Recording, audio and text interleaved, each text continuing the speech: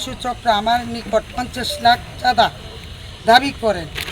আমি তাদের দাবিকৃত চাঁদার টাকা না দেওয়ায় আমার নির্মাণ কাজে বাধা দিই এবং আমাকে আমার পরিবারের প্রাণনাশের হুমকি দেয়। এখন মাঝে মাঝে হুমকি দেয়, তা আয়া সব কিছু ভেঙে ফেলবে।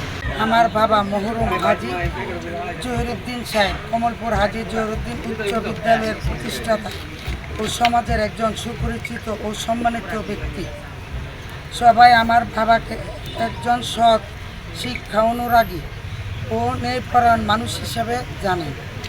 আমার বাবা কমলপুর মুজার 1367 দাগে 1986 সালে শামসুল হক চৌধুরীর কাছ থেকে 21% 1987 সালে আজিজুল হক চৌধুরীর কাছ থেকে 16% এবং 2008 সালে তাদের বোন হামিদা শহীদা ও রাশিদার কাছ থেকে 5.5% ভূমি ক্রয় করে দীর্ঘদিন ধরে বুক দখল করে আসছিলাম।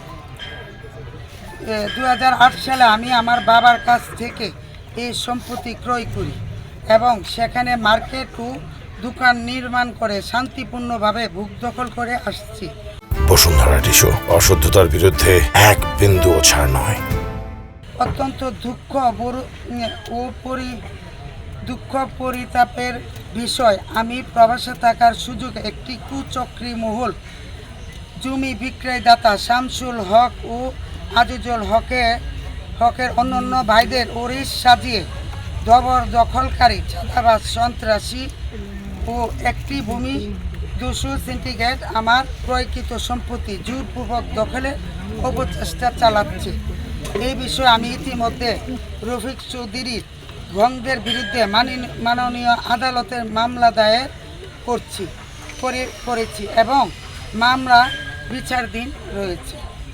আমি মাননীয় আদালতের বৈধ অনুমতি নিয়ে যখন আমি আমার জমি অবশিষ্ট অংশে বাউন্ডারি দেওয়ার কাজ শুরু করি, তখন এই ভূমিদস্যু চক্র আমার নিকট 50 লাখ চাঁদা দাবি করেন।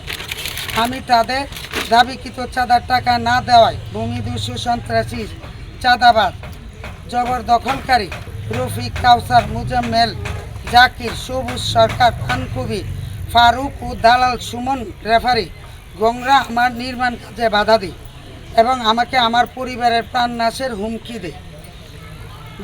বড় একটি সিন্ডিকেট গড়ে তোলে। বর্তমানে তারা ভৈরবের একটি প্রভাবশালী মহলকে সাথে নিয়ে আমার জায়গাটি জোরপূর্বক দখলে তারা করছে। এখন মাঝে মাঝে হুমকি দেয়, তা আয়া সব কিছু ভেঙে ফেলবে।